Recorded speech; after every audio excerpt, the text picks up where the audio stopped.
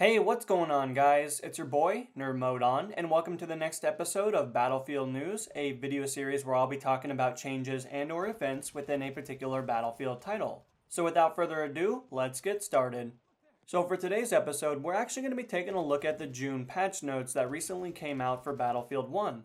While the June update doesn't necessarily focus on any one specific area of Battlefield 1 to improve, it does make micro adjustments to piece together some of the indiscrepancies that the title has faced since its launch.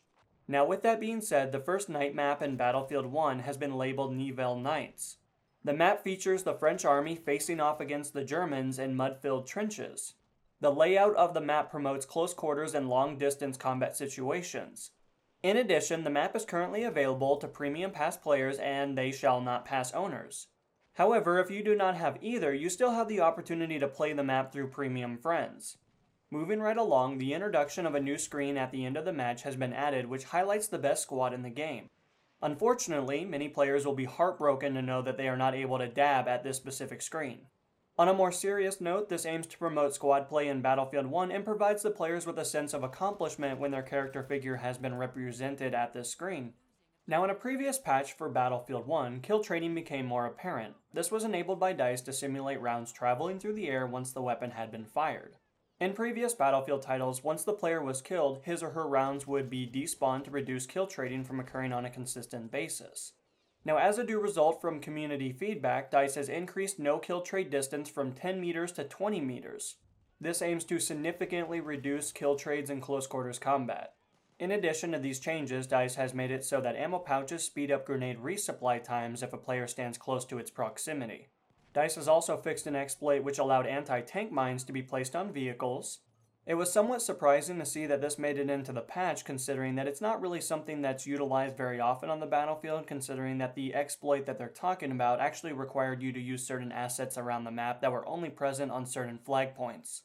However, I do recognize that DICE is probably attempting to get away from the negative stigma that comes around with this tactic, considering that it's been widely used in previous Battlefield titles for over the last 10 years. With that being said, let's crank up the heat and talk about a single change that actually came to the flamethrower class. They have fixed an issue with the flamethrower audio getting stuck if a player was killed when firing the weapon. Now moving right along, DICE has fixed an issue where a player was able to fire their weapon while being melee killed. While this was a rare occurrence on the battlefield, of course when it did happen it was very frustrating considering that you felt like you got robbed out of a kill. Continuing onward, DICE has fixed an issue where self-repair would activate without input entering a driver's seat after leaving that seat mid-repair cycle. In addition, all tank and plane parts are now fixed automatically upon the vehicle reaching full health. The goal is to prevent the confusing situation of having a healthy vehicle with broken components.